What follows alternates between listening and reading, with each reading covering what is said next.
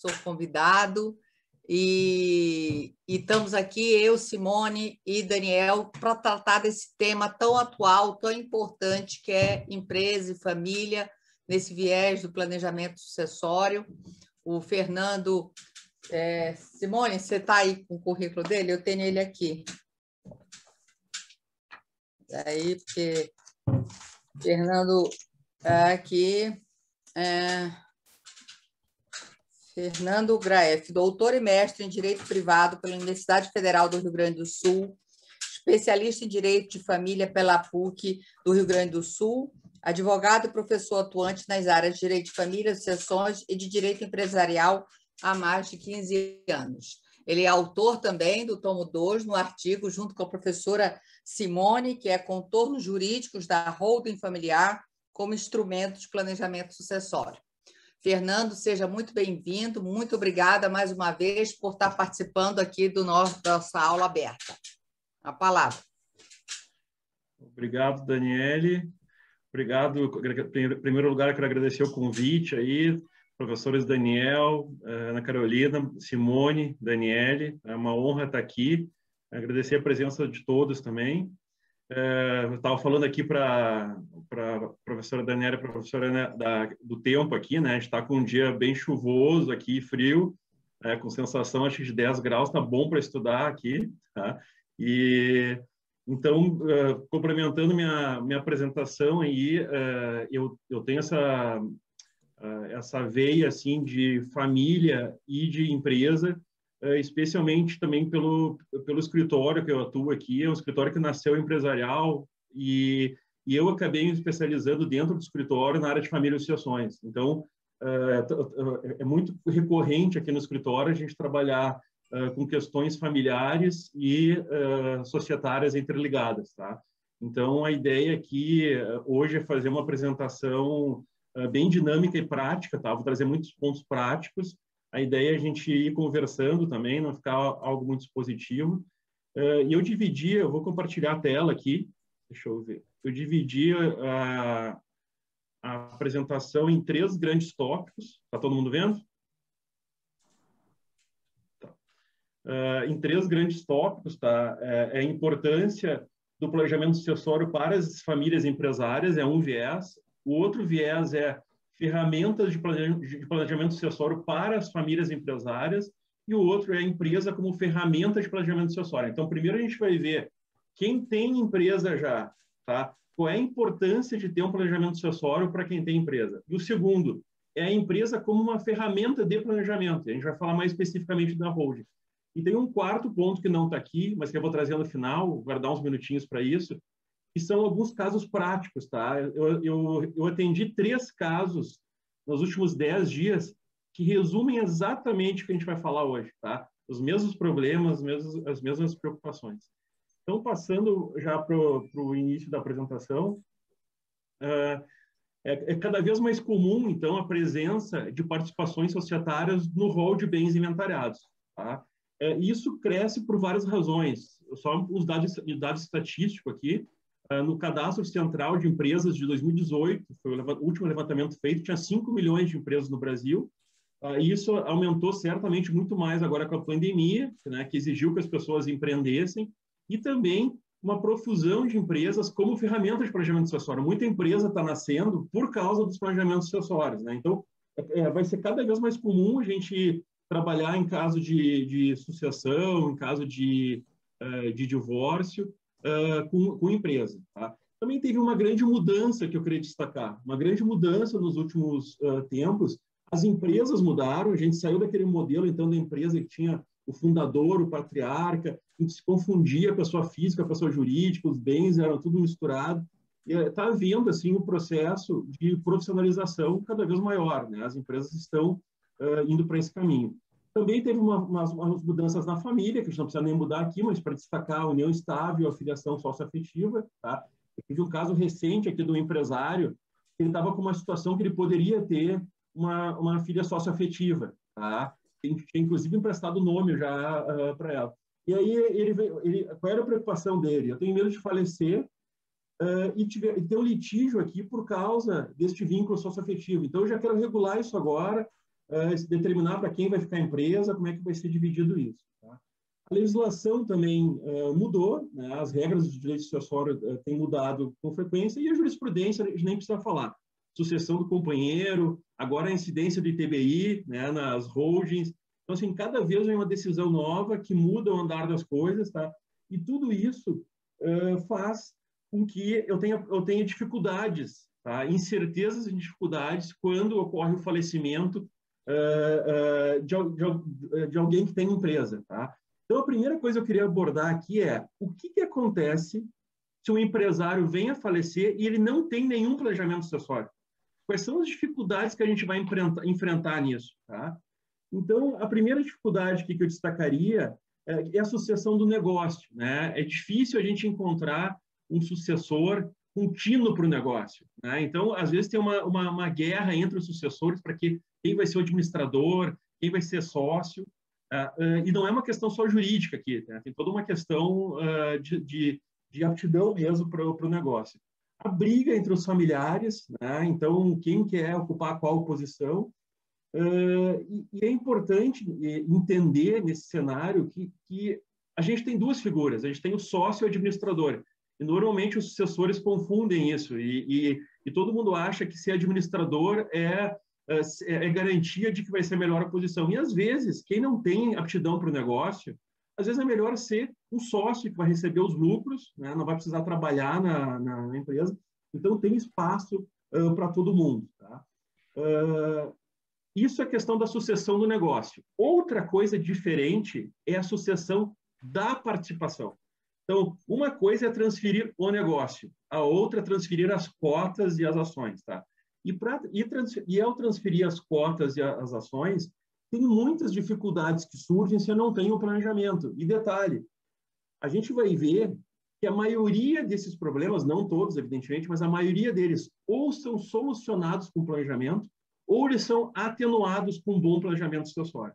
Então, quais são as dificuldades que alguém enfrenta para partilhar as participações? A primeira dúvida que surge, eu vou partilhar cotas ou haveres? Fernando. Sim. Fernando. Oi? Deixa eu só te pedir para aumentar um pouquinho o zoom, que está bem sim. pequenininho. Aí as pessoas que precisam de óculos, as que têm deficiência e não usam óculos, tipo eu. Melhorou assim? Tá bem melhor. Tá. Obrigada. Então, não, que é isso. Então, assim, a primeira questão que surge, uma dúvida que surge, é o que eu vou partilhar? Afinal, eu vou partilhar as cotas e as ações ou eu vou partilhar os haveres, tá? E essa questão, ela depende se os herdeiros, sucessores, podem ou não ingressar nas sociedades, tá? E aí a gente vai ter regras aqui, regras nas sociedades de pessoas, né? Que são aquelas sociedades que as pessoas são mais importantes que o capital, que normalmente são as limitadas em algumas sociedades de capital fechado, de cunho familiar. A regra qual é? Não ingressar na sociedade. A regra é não ingressar. Eu tenho 3 exceções. Se o contrato permitir o ingresso, se os sócios optarem pela dissolução total ou por acordo dos sócios com os herdeiros. Tá? A regra, então, é apurar os haveres. Já na sociedade de capital, a regra é que eu vou partilhar ações, a regra é o ingresso do herdeiro na sociedade. Então, o tipo de sociedade, e como é que eu regulo isso? Olha que importante, se o contrato social dispuser diferente. E aqui a gente entra primeiro, já adiantando aqui, o primeiro item do planejamento sucessório, que a gente tem que ficar muito atento, o contrato social e as alterações contratuais e os acordos de cotistas. Tá? É o primeiro item de um bom planejamento para quem tem empresa que tem que ser tratado. Tá? Tem alguns tipos de sociedade também que vão ser diferentes. Por exemplo, sociedade de advogados, né? Em que eu preciso de uma característica própria para ingressar na sociedade. Então, só um advogado vai poder entrar numa sociedade de advogados. Então, alguns casos específicos, nem o contrato social vai poder estabelecer isso. Tá? A segunda pergunta, para quem é partilhado? Né? E aí eu trago diversas questões aqui que geram dúvida. Sucessão do cônjuge, do companheiro, que mudou agora com a decisão recente, a questão da filiação socioafetiva, que também mudou. Então, os empresários, isso é uma realidade, a maioria não sabe quem herda as cotas, tá? E muitos não sabem nem se estão convivendo em união estável. Semana passada eu atendi um cliente, ele trouxe um outro problema, e na conversa com ele, Ele me disse, não, eu sou solteiro, né? Eu só tenho os herdeiros. E na conversa, ele foi contando a vida dele e estava com uma pessoa há 20 anos já. E para ele, aquilo lá não é uma união estável, né? Então, ele nem imaginava que aquilo ali poderia ter algum tipo de participação, companheiro, em caso de dissolução, em caso de falecimento, tá? Então, é outra questão. Para quem é partilhado, também um bom planejamento sucessório resolve. O planejamento pode direcionar quem vai receber que tipo de ação, né? Uma ação com direito a voto, outra não, a gente vai ver isso mais adiante, tá? E o terceiro ponto que eu queria destacar é o procedimento. Tá? O procedimento é uma grande dificuldade. Por quê? Eu vou ter que inventariar as cotas, né? A gente tem que fugir daquela solução mágica, assim, eu vou fazer uma holding e não preciso fazer inventário. Não, eu vou ter que partilhar as cotas, salvo se eu fizer uma doação, etc. Né? Mas, a rigor, eu tenho que partilhar as cotas, e isso leva... se eu fizer um inventário, eu levo tempo, e o tempo gera conflito, né?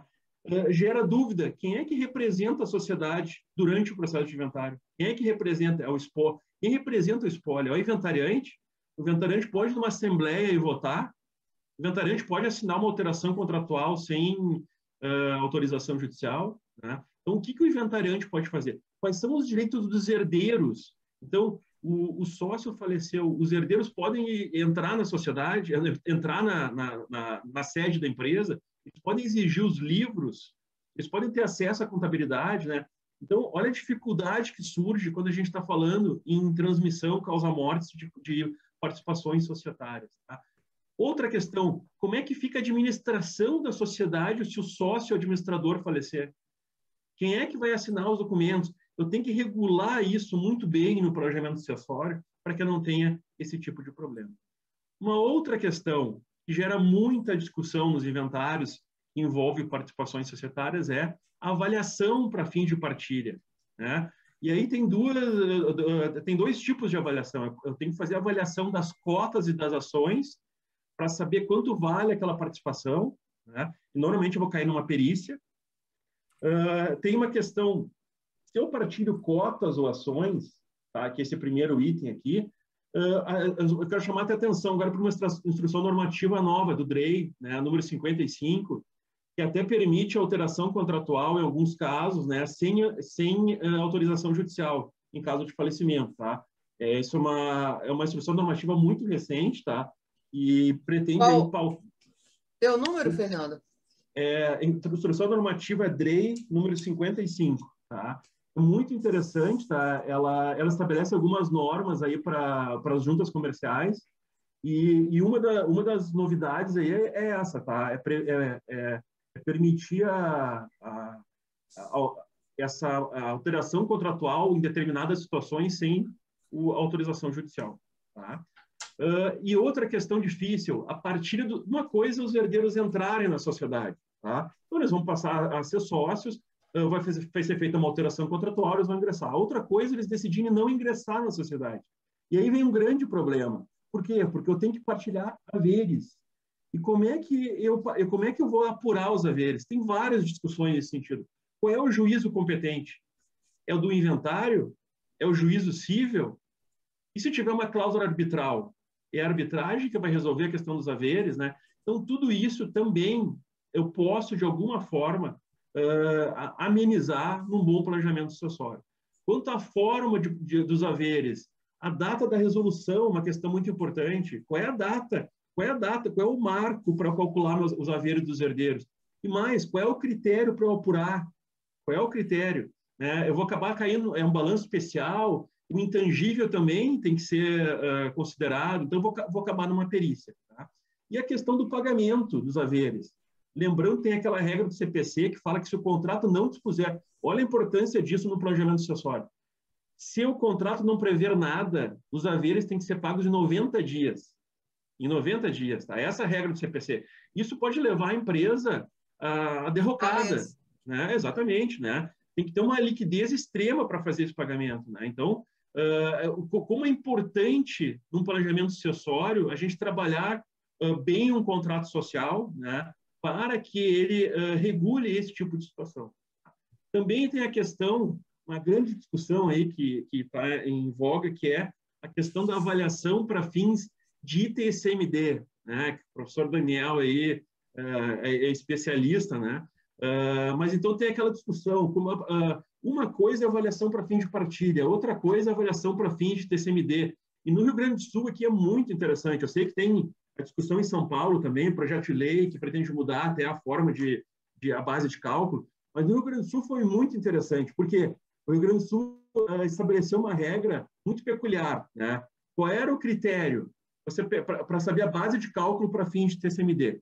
Eu pegava o valor patrimonial das cotas e acrescia isso 50% do faturamento anual.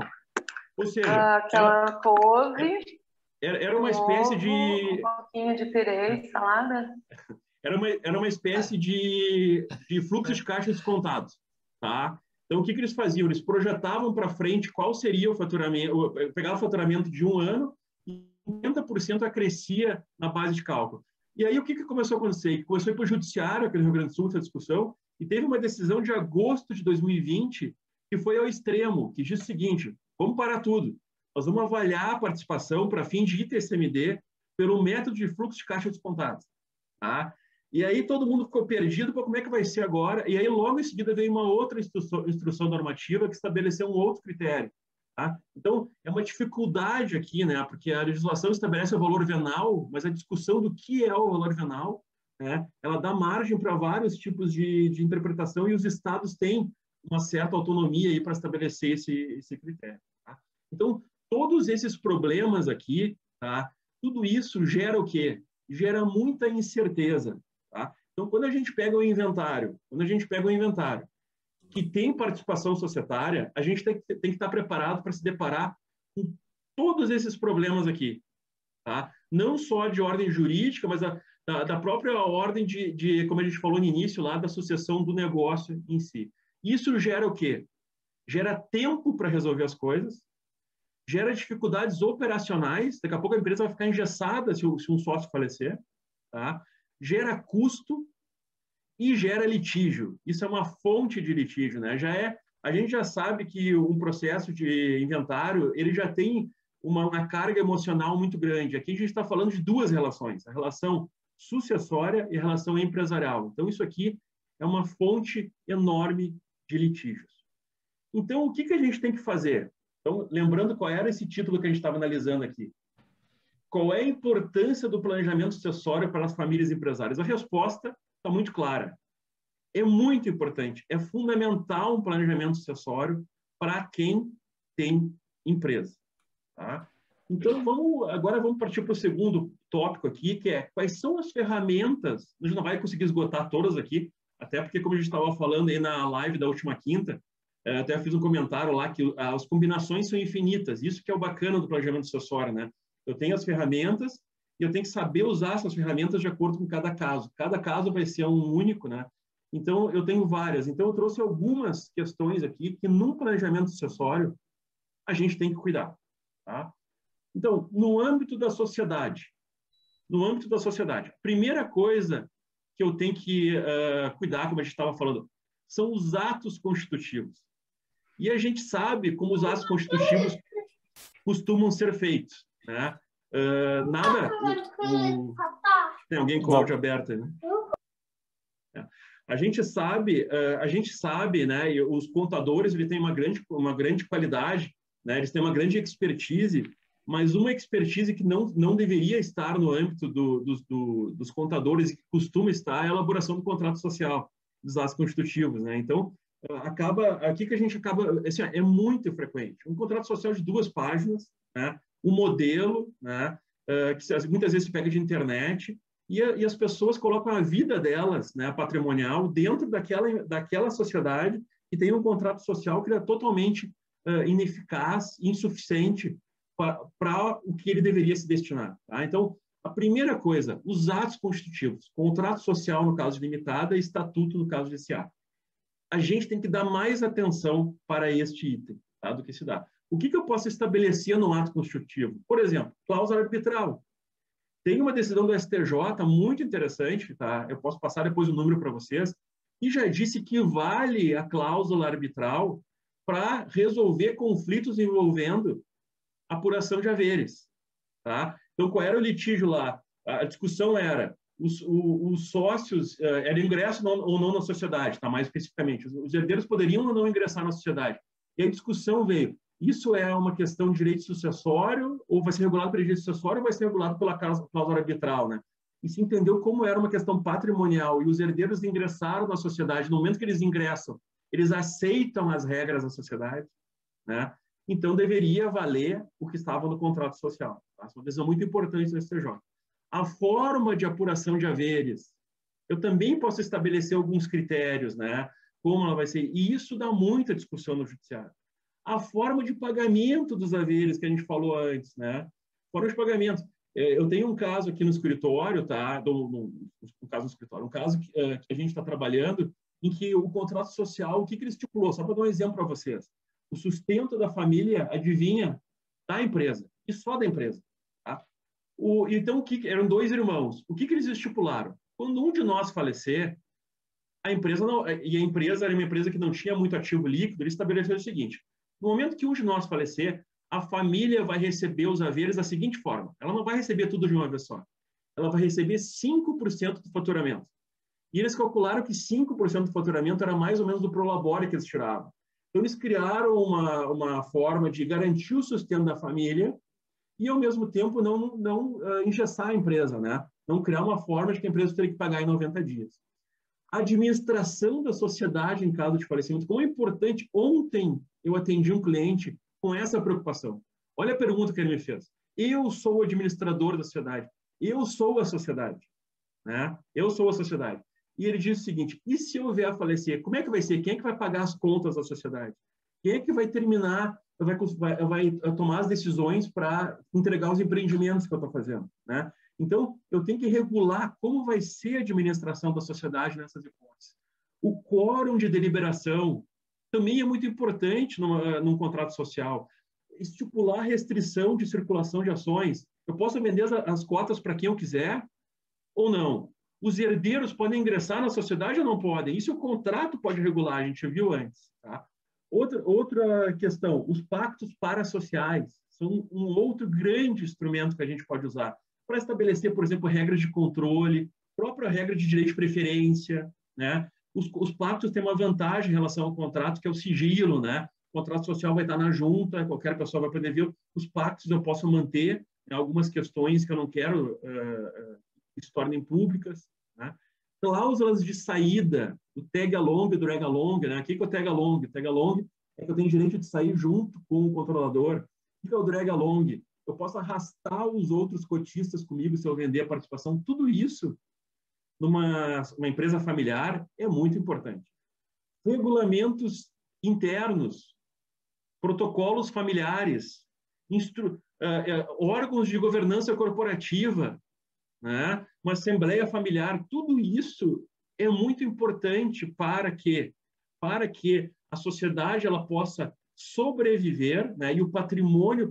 Do que a gente está falando aqui? A gente está falando assim, por que eu vou planejar a sucessão para quem tem empresa? Eu quero garantir que o negócio ou ele vai continuar ou que o patrimônio vai se sustentar para que os herdeiros possam receber. Então, esses atos de governança, esses regulamentos, esses protocolos familiares ajudam em muito a prevenir litígios. Bom, quanto à partilha das participações, o que eu posso fazer nesse sentido? Eu posso usar todas aquelas ferramentas tradicionais de planejamento sucessório que estão muito bem enfrentadas no tomo 1, no tomo 2 aí da arquitetura do planejamento sucessório, mas só para a gente referir, nós vamos entrar em cada um aqui, porque não é o tema, mas eu posso... O testamento é uma ferramenta muito útil, né, para quem tem empresa. Eu posso antecipar a participação, é muito comum antecipar a participação. Eu posso fazer uma doação, eu posso fazer a partilha em vida, né, obedecendo sempre às limitações, aquelas da legítima, da reserva para sobrevivência, né. Eu tenho vários instrumentos que eu posso usar nessa antecipação. A reserva de usufruto. Isso é muito importante numa sociedade. E mais, essa questão do usufruto, vale um parênteses aqui. Muitas pessoas têm usado a doação com reserva de usufruto. Né? Isso em holds é muito comum. É muito importante, quando eu estipular isso, quais são os direitos que vão ser do usufrutuário e quais são os direitos que vão ser do proprietário. Por exemplo, quem vai votar? Quem vai receber, né, os lucros? Isso é muito importante que eu estipule ao fazer a instituição do usufruto. Né? Cláusulas restritivas. São muito importantes também as cláusulas restritivas para quem tem sociedade e quer fazer um planejamento sucessório. Cláusula de reversão. Cláusula de reversão. É muito importante, eu vou trazer no final, eu falei que vou trazer alguns casos práticos, eu estou com um problema exatamente sobre isso agora. Uma pessoa que doa tudo para os filhos, não estipulou uma cláusula de reversão e está preocupada agora. E se eu vir a falecer? O que vai acontecer? Tá? Desculpa, se o filho vier a falecer. Tá? O que vai acontecer? Vantagens e desvantagens de uma partida em vida, né? Da antecipação. Porque o grande ponto é esse. Eu tenho uma empresa. Qual é o dilema que eu vou ficar? Eu vou já transferir essa participação, eu vou fazer um testamento e deixar para transferir depois, né? Então, quais são as vantagens de eu transferir antes? Algumas, né? Eu garanto o pagamento da alíquota vigente na época da doação, né? Então, eu me protejo de eventuais alterações legislativas. A gente sabe aí projetos de lei que tem em âmbito estadual, âmbito federal, para aumentar a alíquota. Então, dando a doação, eu garanto aquela alíquota. Permite eu exercer com maior plenitude e transparência a disposição do meu patrimônio. Eu vou chamar os herdeiros e vou falar, olha, eu quero isso, eu vou fazer essa doação desta forma, eu faço uma acumulação melhor. Viabiliza que o titular organize antecipadamente a sucessão e ainda da questão dos impostos, né? Em alguns estados, como é o Rio Grande do Sul aqui, ainda a transferência em vida é mais barata do que a sucessão causa morte, né? Ainda. Também pode mudar, em alguns estados isso acontece. Né? E quais são o Daniel sempre dá o exemplo daí, que exatamente, são poucos que, como aí, incentivam a doação em vida, né? Perfeito, perfeito. Então, hoje, se eu fizer uma doação, eu vou pagar aqui 4%, é o teto, e se eu deixar para transmitir em causa morte, vai ser 6% o teto. A diferença de 2% num patrimônio grande é muita diferença. E você estava falando exatamente, Fernando, ontem a gente teve uma aula para os alunos com o Marcelo Truzzi, ele falando exatamente da cláusula também de reversão, das cláusulas restritivas e como é importante estar atento a esses detalhes, né? Por isso que precisa de advogado para poder estar amarrado, né? É isso aí. Tá? Então, assim, porque quais são as desvantagens? Vamos falar das desvantagens agora, então, de fazer essa mudança, de antecipar. Uma das desvantagens, a gente vai falar disso no caso prático também depois, é a vida muda, a vida dinâmica. Então, eu antecipar tudo pode trazer vários problemas, né? As pessoas podem ter novos relacionamentos, as pessoas podem enfrentar adversidades financeiras, né? As pessoas podem falecer, né? Elas podem se divorciar. Então, essas coisas que acontecem na vida, às vezes, um planejamento sucessório em que eu antecipo tudo de uma vez só, né? Ele pode me causar sérios problemas depois, né? E outra questão no âmbito tributário é que eu antecipo o pagamento do tributo, né? Então, eu garanto a alíquota, pode ser mais barato, mas eu estou antecipando o valor que eu sabe, sei lá, quando eu ia ter que pagar. Então, a gente tem que analisar sempre caso a caso. E o último, então a gente está falando aqui para lembrar, ferramentas de planejamento sucessório para famílias empresárias, e a gente entra na holding. E, Fernando, antes, é só fazer uma observação, e também não precisa ser uma coisa ou outra, né? Pode estar se mesclando, faz uma parte de doação já em vida, o restante de testamento, e conforme... Só queria fazer observação antes de você entrar aí na holding, né? Mas... Não, perfeito. Não, é isso aí mesmo, Daniel. Por isso que a gente sempre bate muito na tecla, né? De que parece um chavão, assim, não tem fórmula pronta, mas não tem mesmo, né? Em algum caso, eu vou antecipar uma parte e deixar a outra para depois. Em um caso, é melhor antecipar tudo, outro é melhor não antecipar nada. Então, cada caso vai ser um caso. Então, o que eu queria destacar para vocês, espero ter conseguido aqui nos 2 primeiros tópicos, é destacar a importância de fazer planejamento para quem tem empresa. Agora a gente vai falar de outro aspecto. É usar a empresa como ferramenta de planejamento. E aí a gente vai falar de holding. Tá? Então, o que é a holding, afinal de contas? Né? A holding é muito simples. Eu vou constituir uma pessoa jurídica que ela vai ser a detentora do patrimônio ao invés da pessoa física. Eu só vou usar uma pessoa jurídica para ela ser detentora desse patrimônio. Tá? Eu tenho vários tipos de holding. Tá? E aqui eu queria falar um pouco de cada uma delas.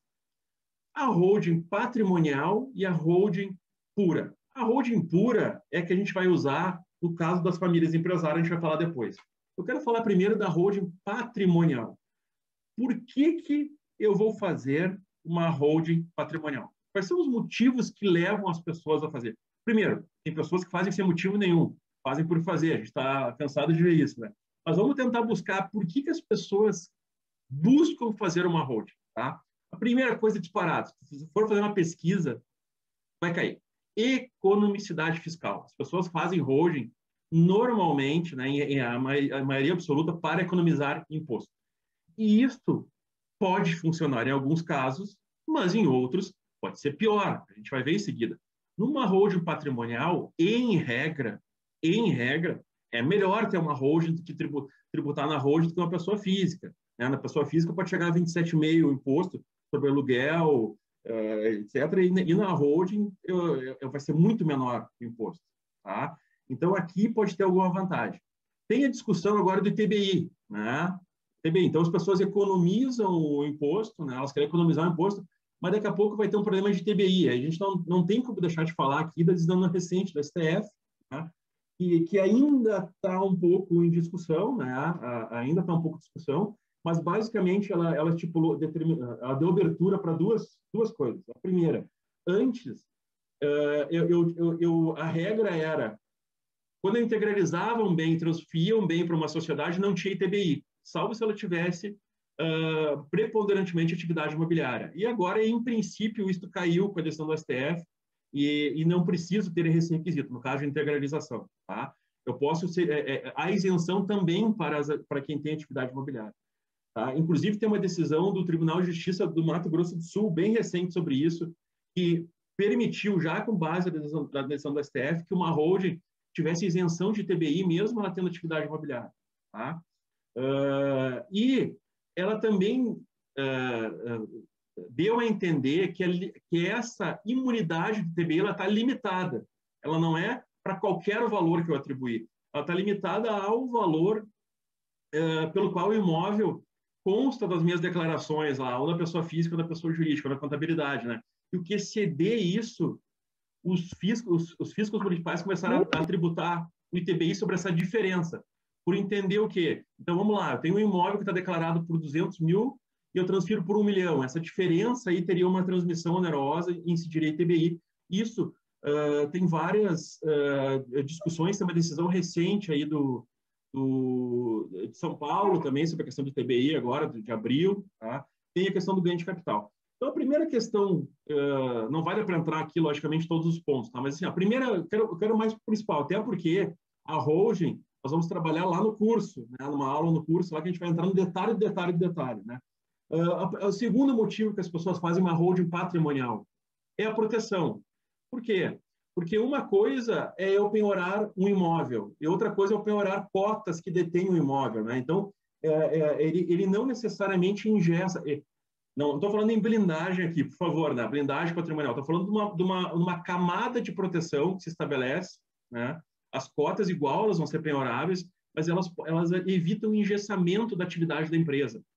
Então, eu posso, eventualmente, continuar vendendo imóveis, mesmo tendo as cotas penhoradas. Isso eu não poderia fazer, eventualmente, se eu tivesse as participações, os imóveis da pessoa física. Outra razão por qual as pessoas fazem uma holding patrimonial, para organização e para melhor deliberação, né? Então, vamos lá. Se eu tiver cinco condôminos no imóvel, eu preciso da anuência de todos para vender. Numa holding, eu posso estabelecer quórums diferentes para a venda de imóveis. Eu não preciso da anuência de todos. Então, eu tenho uma maleabilidade melhor numa holding imobiliária. E, por último, para facilitar a associação, né? Então, se eu pegar um exemplo prático aqui, se o imóvel está na pessoa física, eu venho a falecer, eu só vou poder vender com alvará judicial. Se está numa sociedade, eventualmente, eu vou poder até fazer uma transação imobiliária, né, se tiver isso regulado bem no contrato social. E torna possível que a transmissão do patrimônio seja mais rápida e eficaz. Ora, é mais rápido é mais fácil eu inventariar 85 imóveis, né, ou inventariar uma participação societária, né? Então, nesse sentido, pode facilitar. E a holding pura, que é outro tipo, né? O que é a holding pura? A holding pura ela não tem, em regra, operação, né? Ela só vai ter participação em outra empresa. Essa participação ela pode ser uma mera participação ou ela pode ter o controle da sociedade. Na prática, a holding pura é mais usada para assegurar a questão do controle, tá? Do que uma mera participação. Até porque, olha que interessante, para fins tributários, se eu vou vender a participação, e muitos empresários fazem isso, eles criam a holding, né, uma holding que vai deter a participação de outra, e eles pretendem vender essa sociedade operacional depois, ou uma parcela dela. É mais caro, normalmente, vender uma pessoa jurídica do que uma pessoa física a participação. Tá? Então, neste caso, pode ser pior eu fazer a holding, se eu pretendo vender a minha sociedade operacional. Tá? Então, vamos pegar o exemplo do controle aqui. Imagine que são 4 irmãos que detêm 51% de uma sociedade operacional SA. Tá? Então, vamos lá, tem uma empresa que faz parafuso. É uma SA, uma companhia de capital fechado. São 4 irmãos que são sócios. E esses irmãos juntos, ele tem 51%. Os outros 49% são dos minoritários. Tá? Vamos supor que os minoritários se unem com um desses irmãos. Isso pode mudar o controle. O controle que era dos irmãos pode passar para o minoritário em conjunto com um desses irmãos. Se eu faço uma holding e essa holding passa a ser a detentora dos 51%, isso faz com que a holding tenha o direito de voto e exercer o controle.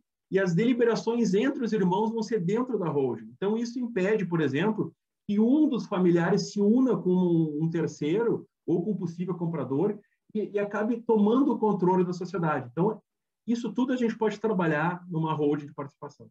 E tem a holding mista. O que é? A holding mista nada mais é do que uma sociedade, uma holding de participação que tem operação. Em regra, não é recomendado isso. Tá? Por quê? Porque uma sociedade operacional ela pode contaminar uma holding patrimonial. Vamos pegar um exemplo aqui. Imagine assim, eu tenho um vasto patrimônio hoje, tenho uma sociedade operacional que não tem dívidas. Eu constituo uma holding patrimonial e dou essa participação aos filhos. E sigo com a minha atividade operacional. E daqui 10 anos, a minha sociedade operacional tem dívidas. Esta doação que eu fiz quando eu não tinha dívida, ela vai estar protegida, a holding patrimonial. O patrimônio está protegido. Se eu não fizer isso e tiver a operação junto na mesma sociedade, se a operação começar a dar prejuízo, isso pode atingir o meu patrimônio. Então, olha como é importante eu montar, caso a caso, né, uma holding patrimonial e uma de participação separada. Bom, a implementação da holding, né, não vou entrar aqui, isso aqui é para a aula, né? Eu tenho que escolher o tipo societário, usar os constitutivos, ver como é que eu vou subscrever e integralizar o capital, eu tenho que estabelecer mecanismos de gestão, eu tenho que estabelecer como é que vai ser as regras sucessórias. São os erros mais comuns de quem faz holding. Implementa de forma errada, usa ela como uma ferramenta inapropriada, desvirtua a finalidade da holding, confusão patrimonial, é o que mais tem, confusão patrimonial. Então, eu faço uma holding e acabo confundindo o patrimônio pessoa física com a jurídica. E quais são as consequências disso? Diversas consequências, e talvez a principal delas é a desconsideração da personalidade jurídica, né? E isso acaba atingindo o patrimônio. E por que eu faço uma holding normalmente? Também para proteção, né? Embora ela não blinde, ela cria camadas de proteção. E, na verdade, a holding pode ser um tiro no pé, tanto em termos de tributos, como em termos de proteção. Bom, feito isto, e já me alongando aqui no tempo, eu queria trazer 3 situações práticas que vai resumir tudo isso que a gente falou. Tá? Olha só, são 3 clientes que me procuraram nos últimos 10 dias, e é fato mesmo. Tá? Olha só a situação, um deles já tem a holding constituída, tá? E quando ele doou, então olha só o que ele fez, ele constituiu a holding, doou tudo para a filha. Doou tudo para a filha. Tá? Todo o patrimônio dele está lá. a filha casou e a filha teve um filho, tá? E o que o pai está preocupado agora? Este que doou. Ele fez duas perguntas. E se minha filha falecer? Volta para mim o patrimônio? E a importância do regime de bens dela também, né? Importante do regime de bens, né? Então, a primeira pergunta que ele fez, olha só a ideia que ele estava na cabeça. Se eu morrer, vai voltar para mim. Mas ele tem hoje uma esposa, quer dizer, ela tem um marido e tem um filho, né? Segunda coisa, e se minha filha se divorciar? O cônjuge tem alguma participação? Tá? E outra questão, conversando com ele, eu estava contando para vocês, conversando com ele, eu sou solteiro, daqui a pouco vem uma relação de 20 anos, que ele nem estava considerando em nada disso daí, né? Tá tudo no nome do meu filho, da minha filha, então olha a dificuldade que tem. Então ele criou a holding e agora a holding pode se tornar um problema. Por quê? Ele agora está começando a passar por dificuldade financeira. Então ele está na mão, embora ele tenha usufruto, né? Ele vai ter a renda.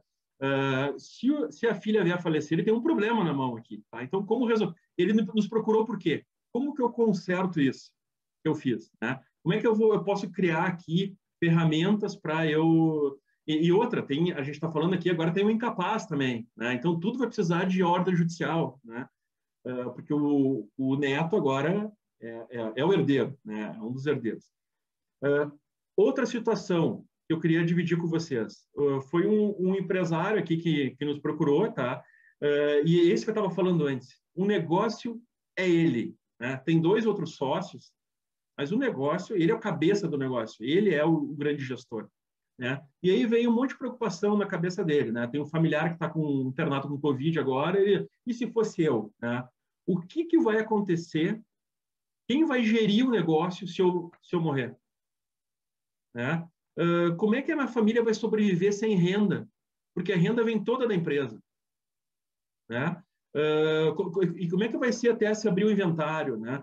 E aí ele disse o seguinte, eu ouvi falar de holding, eu ouvi falar que todo mundo está fazendo holding, eu quero fazer uma holding, né? E a gente foi ver o caso dele, e não é um caso para holding, o caso dele.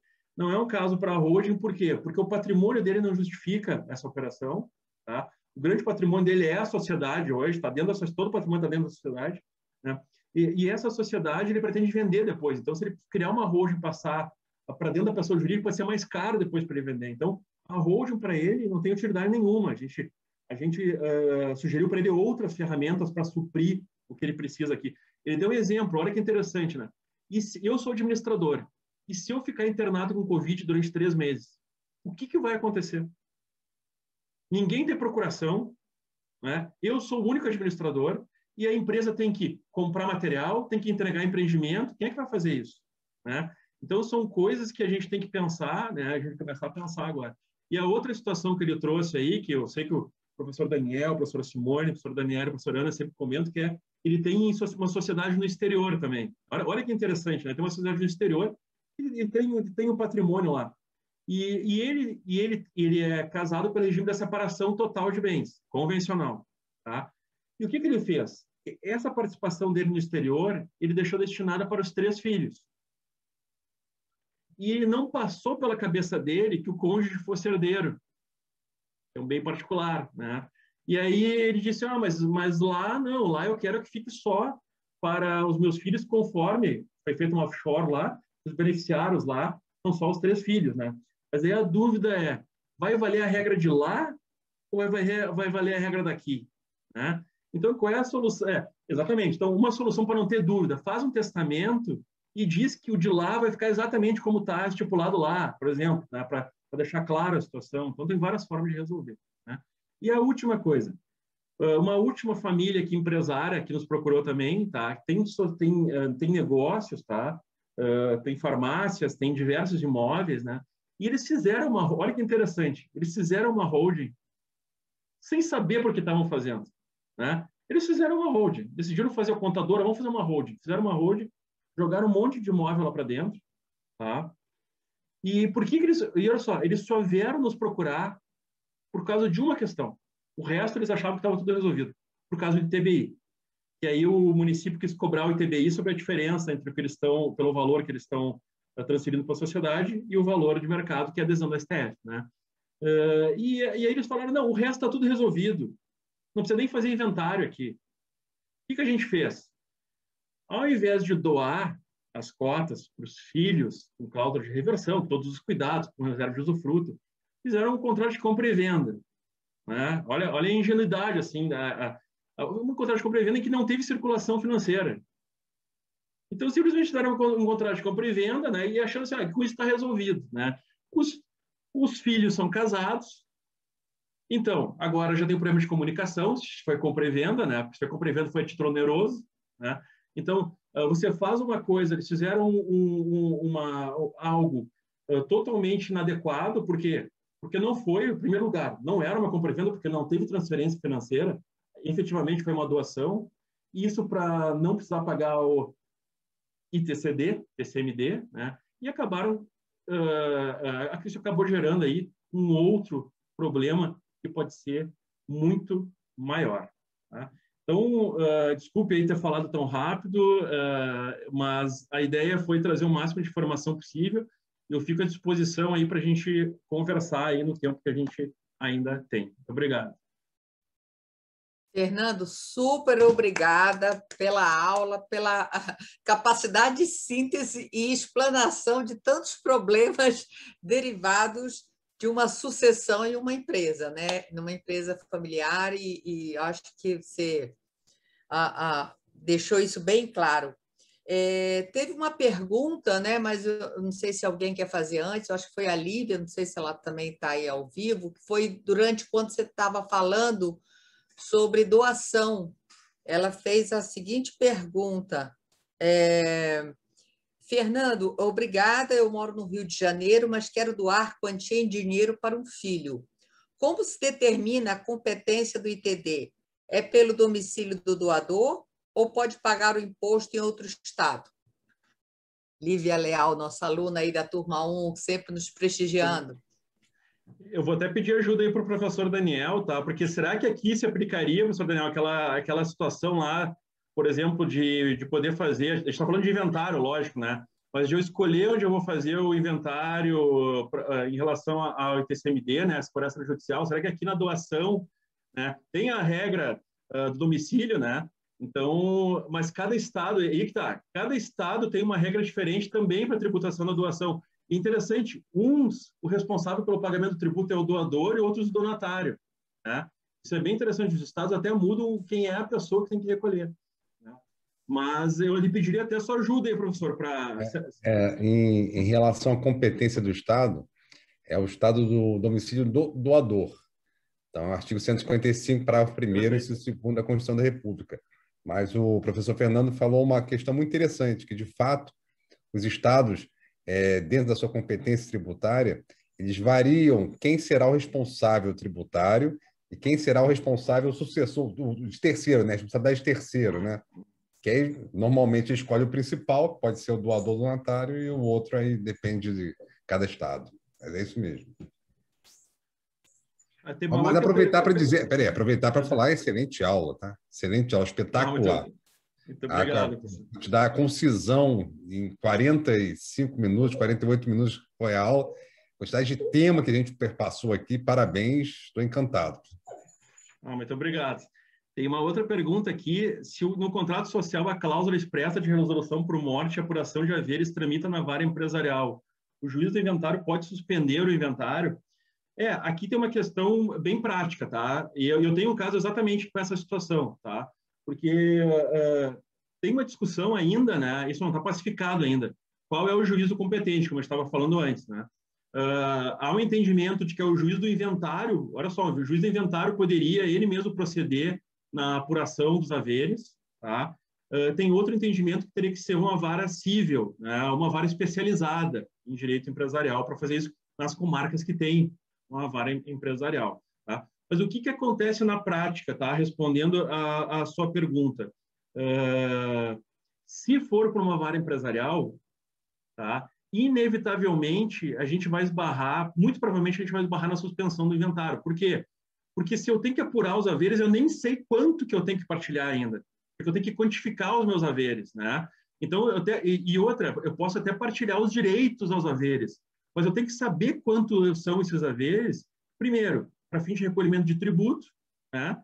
E segundo, até para definir a partilha. De repente, um vai ficar com os haveres e outro vai ficar com o imóvel. Até que vários haveres, né? Então, é muito difícil o juiz conseguir terminar um inventário em que a apuração de haveres está sendo o tema de um outro...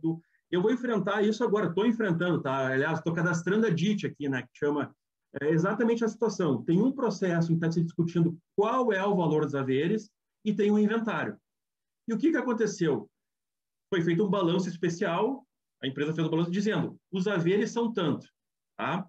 Bom, se eu for discutir quanto vale os haveres, essa discussão vai 5, 6 anos, né? Como é que eu vou terminar a partilha se eu não souber, né? E outra, para fins de TCMD, para quem não está para quem está acostumado com os outros estados, o Rio Grande do Sul é um pouco diferente aqui, né? O Rio Grande do Sul, para a questão de recolhimento de TCMD, o sistema é um pouco diferente. Nos outros estados, me corrija se eu estiver errado, via de regra, eu declaro um valor e tem uma espécie de malha fina aí durante 5 anos que eu posso ser questionado pelo valor que eu declarei, mas eu recolho o tributo pelo valor que eu informei, né? Santa Catarina é assim, Rio de Janeiro até sai automático ali, né? No sistema, às vezes pega já o valor lá base. No Rio Grande do Sul é diferente. A Fazenda Estadual avalia antes tudo, tá? Então eu tenho que parar tudo. A Fazenda Estadual avalia cada bem antes de eu pagar o tributo. Eu só posso pagar o tributo depois da Fazenda Estadual avaliar, tá? Então, isso tem vantagem e desvantagem, né? Eu não deixo uma insegurança para depois, mas, por outro lado, eu perco muito mais tempo agora. Então, numa situação de cotas, né, surge até uma dúvida agora, né, que a gente está no nosso caso. O que vai prevalecer para fim de TCD? Vai prevalecer a base de cálculo de... Olha que interessante, tá? A regra, aquela que a gente estava falando do valor venal, qual é a base de cálculo para eu pagar? Né? É o valor das cotas, aí tem vários critérios. E se são haveres? Será que eu posso tributar com base no que eu vou receber efetivamente de haveres? Ou o Estado pode dizer o seguinte, você está recebendo esses haveres porque você quer, e porque a sociedade, mas vale muito mais. Tá? Será que a Fazenda Estadual está presa a esta perícia lá na dissolução de sociedade de corporação de haveres? Né? Olha que interessante a discussão. E outra coisa, eu acho... Fala, Dani. Não, Simone, vai lá. Não, o que eu queria dizer, Marco, é que a alegação de fraude à legítima atrai o juízo do inventário para analisar alguma circunstância. Então, não se assustem se vocês verem ou observarem situações em que o juízo de inventário se imiscui nas questões de direito empresarial. Isso é que deixa os advogados do direito empresarial muito bravos conosco, porque a questão da legítima é totalmente atraída pelo juízo do inventário, né? Então, às vezes, ele mesmo vai, sem saber, sem ter o mínimo conhecimento, sem respeitar e toca a ficha. Mas, só para complementar, o professor Fernando estava falando com essa história dos haveres, ano passado, respondi uma consulta feita por advogados de São Paulo. Quem tinha falecido era um advogado, acho que como eu tinha que comentar na turma, numa das aulas ao vivo da nossa turma aqui. E a Fazenda de São Paulo, mesmo apresentando, porque o advogado tem lá, ainda os honorários de incumbência ainda recebidos, né? Os filhos não eram advogados, não poderiam entrar na sociedade, então só tinham os direitos patrimoniais. E a Fazenda de São Paulo, muito embora tenha se colocado os créditos de honorários de incumbência em sentenças já transitadas em julgado, já transitadas em julgado, porque ainda tem os não transitados, que aí é completamente ilíquido, né? Ela não tributou os haveres, foram apresentados, ela não tributou os haveres e só foi no valor patrimonial da sociedade. Ou seja, o direito patrimonial dos filhos, né, foi calculado só no valor patrimonial da sociedade, que é micro, né? A advocacia, o valor patrimonial é muito pequeno, porque não tem mobilizado. E aí, enfim, passou lá para a Fazenda, já já está se passando aí já 1 ano, recebendo os precatórios, inclusive, e não há nenhuma autuação, porque ela foi mostrada e ela sim preferiu tributar. É uma questão até bem interessante que se levantou agora. Perfeito. Eu queria chamar a atenção também para uma questão bem prática, assim, tá? Que, assim, ó, eu tenho aqui, sei lá, 20, 30 inventários com participação societária. Nunca vi um contrato social igual a outro no que se refere ao ingresso dos herdeiros. É impressionante. Tem um que diz que os herdeiros é que vão escolher se vão entrar. O outro diz que quem vai escolher são os sócios remanescentes. Outro que vai ser feita uma assembleia para decidir. Outro, e tem um muito interessante, tá? Tem um que diz que a sociedade vai ser dissolvida com a morte. Ou seja, ninguém... Olha que interessante, né? O sócio, eu não quero confusão com essa sociedade, ela vai acabar. E detalhe, este cliente que eu fui ontem, ele queria a mesma coisa. Assim, eu não quero briga com o meu negócio. Eu morri, acabou. Vai dissolver e ninguém vai seguir com isso aqui. Cada um segue sua vida. Tá? E aí vem... E olha que interessante. E o princípio da preservação da empresa e várias outras questões. Ação social, né, da empresa. Exatamente, né? Então, se ele quiser isso, que ele faça em vida, logo vende, encerra agora para depois. Mas eu tenho um contrato aqui que aconteceu isso já, tá? No inventário. A cláusula é exatamente essa. A sociedade vai se dissolver com o falecimento. Deu sorte que nenhum herdeiro queria continuar com a sociedade, tá? E tinha uma sócia remanescente que também não quis. Então a sociedade foi dissolvida. Dizia assim, automaticamente ela se dá por dissolvida e já se nomeia o liquidante para liquidar a participação. Tá? Então, por que eu estou falando isso? Porque é muito importante a gente regular essa questão, dá muito conflito a questão do ingresso dos herdeiros ou não. Tá? Então, isso é muito importante a gente regular bem aí no contrato. Fernando, se você tivesse que fazer uma lista de coisas que a gente tem que cuidar quando a gente tem mistura de empresa e de família, uma lista, assim, coisas para cuidar. Você, advogado, se liga, o que tu diria? São muitos, vamos ver se eu vou conseguir. Vamos começar por família, né? Regime de bens é fundamental, né? Tem que analisar o regime de bens, né? Tem que analisar a questão sucessória, né? Então, eu tenho que estar atualizado nas questões, nas decisões, né? Sucessão do cônjuge, do companheiro, filiação, eu tenho que estar atualizado nisso, tá? Não dá para fazer sem isso.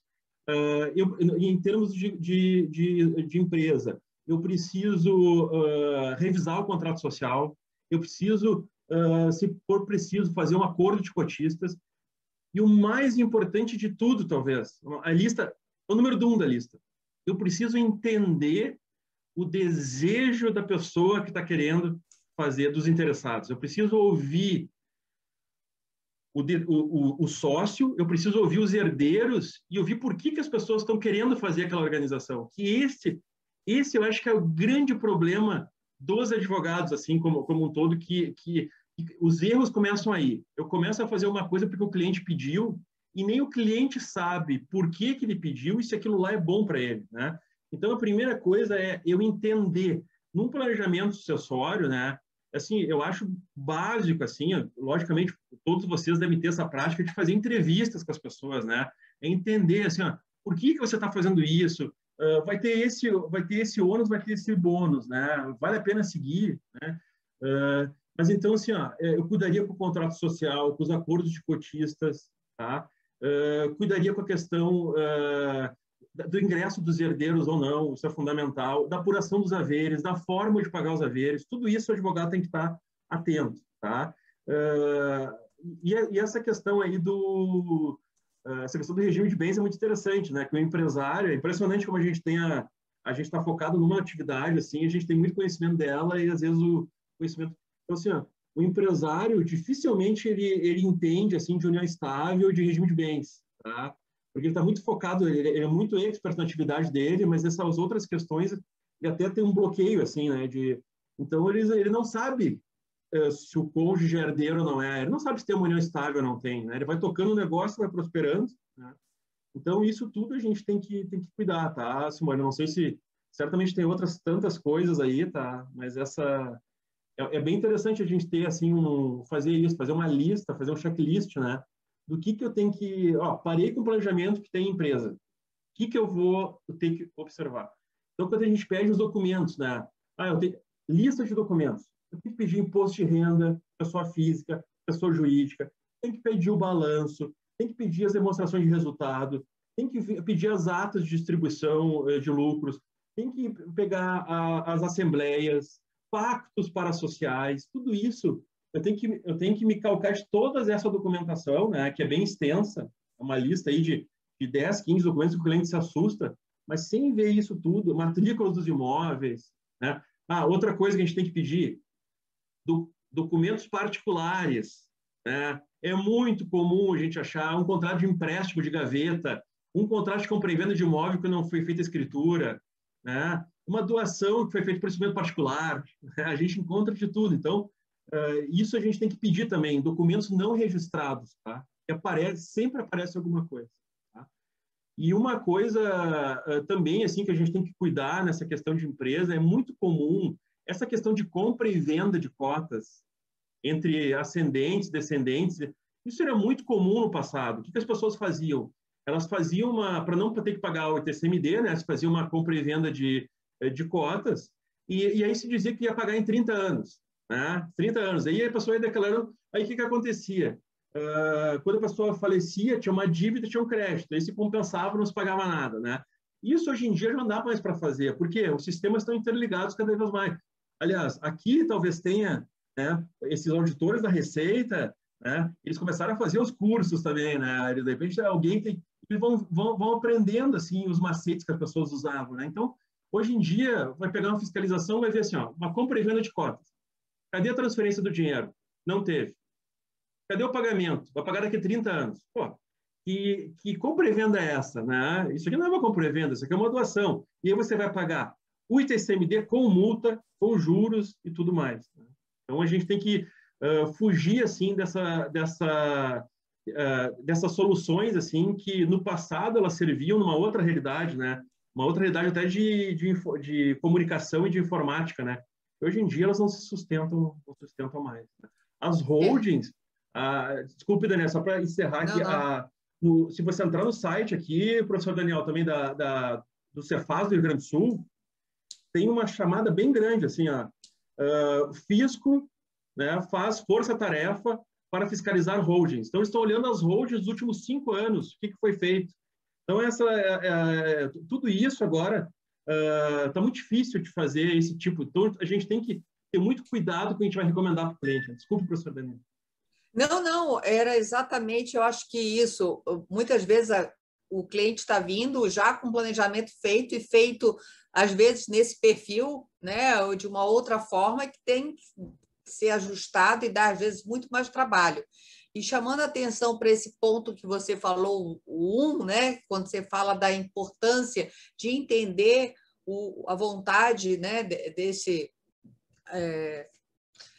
autor aí, desse titular desse patrimônio, como também dos herdeiros. Tem um artigo meu com o Daniel, até eu acho que ele botou no chat aqui, que são armadilhas do planejamento sucessório, que trata muito dessa perspectiva da qualificação objetiva e subjetiva, né? Porque não é só ver essa questão aí que você... E logo já é regime de bens, questões sucessórias, companheiro, cônjuge, mas também desse intuito, dessa questão subjetiva, que realmente o que se quer, quais as vontades, por exemplo, esse exemplo também que você deu, que era para dissolver, os herdeiros nenhum queriam tocar o negócio e a outra sócia também, então, assim, acabou dando certo, né? Mas, assim, é muito importante essa observação, né?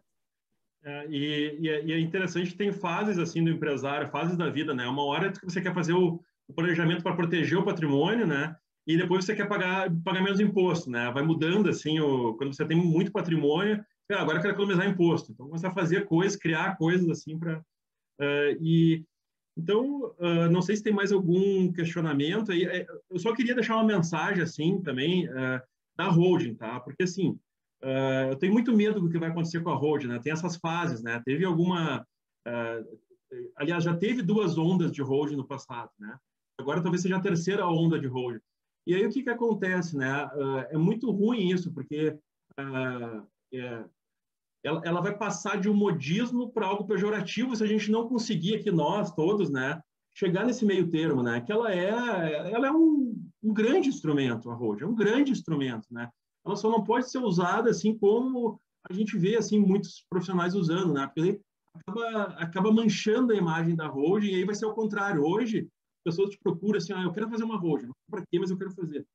Depois, se continuar no ritmo que está, o que vai acontecer? As pessoas assim, não, a holding é para fraudar, a holding é para fazer isso, holding... E então tem todo um trabalho nosso aqui dos advogados, todos estão aqui para estudar, estão aqui para se interessar, e são pessoas sérias, né? É um esforço nosso assim para a gente realmente usar esses instrumentos de planejamento sucessório da melhor maneira possível, né? Se a gente fizer isso aí, as pessoas vão cada vez usar mais o planejamento sucessório. Já estão usando, né, professor Daniel? Ainda mais aí com toda a publicidade aí que a obra que vocês organizaram aí, sem dúvida alguma, ajudou muito nesse sentido, tanto da seriedade como de tornar mais visível para as pessoas e para os advogados essas ferramentas. É um grande trabalho que foi feito. Função disso, né, Fernando, também, até a própria questão, como muitas pessoas entendem que planejamento sucessório é sinônimo de holding, como também imaginar essa questão que sempre planejamento é para fraudar. O planejamento também já tem essa carga pejorativa e a holding é um instituto bom que deve ser usado quando necessário e por os casos específicos, né? E não como está sendo vendida sem responsabilidade, como se fosse uma varinha. Vocês destacam isso muito no artigo de vocês, que não é varinha mágica para soluções e quem não leu, não perca a oportunidade do artigo do professor Fernando com a professora Simone, que é toda uma estrutura, desde como pensar, por que pensar, vai conduzindo, pega vocês pela mão e vai até a construção, trazendo todas as reflexões necessárias. É imperdível esse artigo.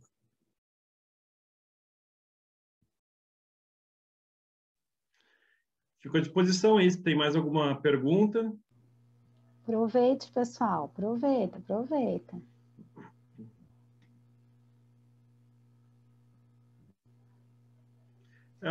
Para finalizar, então, assim... desculpa, professor Daniel, pode falar.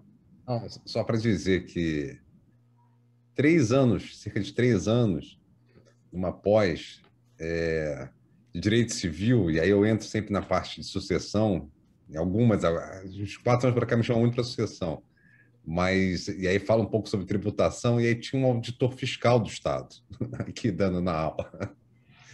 Comecei a falar, anotava. Aí no final ele falou, não, eu sou auditor fiscal do Estado, muito interessante, nós não havíamos ainda percebido esse problema. Enfim, mas é certo que hoje, aqui no Estado do Rio de Janeiro, e normalmente, Fernando, a parte de sucessão, auditoria ligada à parte de TCMD nos estados, não é a melhor, porque o Estado investe muito em CMS, onde ele vai ter realmente uma eficiência da arrecadação, não é em TCMD, é muito pouco, mas agora estão investindo em sistemas, né, de cruzamento de dados muito mais fáceis, muito mais rápidos. E aí, enfim, de fato, esse contrato de gaveta, de compra e venda de cotas, não sei o que, isso hoje em dia realmente já não está mais difícil, né? Bem mais difícil. Um instrumento que era muito utilizado aqui no Rio Grande do Sul, especialmente, era a conta conjunta, né? Então, o que as pessoas faziam? Elas faziam conta conjunta e aí um dos correntistas falecia, o outro ia lá, sacava o dinheiro, transferia para uma conta particular, não pagava o ITCMD, né? E aí começou a ter aqui diversas notificações, né? Eles começaram a olhar o imposto de renda, as contas conjuntas, e aí tem aquele entendimento, né? Que enquanto a pessoa está viva, a conta conjunta é todo de um ou todo de outro, mas quando falece, se presume que seja metade de cada um. E sobre uma metade tem o imposto, né? Então começou a ter fiscalização, as pessoas começaram Então são coisas que as pessoas começam a não fazer mais, mas a gente vai aprendendo assim, né? Porque tem uma questão, né, professor Daniel, que é muito importante, até tem o STF, assim, ele está indo para esse caminho, né, da licitude do planejamento tributário, né? Então, assim, é lícito eu fazer um planejamento sucessório dentro da, né, eu usar a maior economicidade possível dentro das possibilidades legais que eu tenho, né? Lógico, não posso simular, não posso fazer... Mas agora, e você questionava isso no passado até, você só fez isso para economizar imposto. Mas tem, eu acho que isso tende a crescer, assim, uma autonomia das pessoas, elas usarem a regra do jogo, né? Claro, claro. E essa ideia da STF, a meu ver, ela faz parte do nosso próprio sistema patrimonial de direito civil. A gente aqui condena a prodigalidade, a pessoa que gasta muito. A pessoa se economiza licitamente, mas tem que ser mais do que homenageada, né? Prestigiada, faz parte.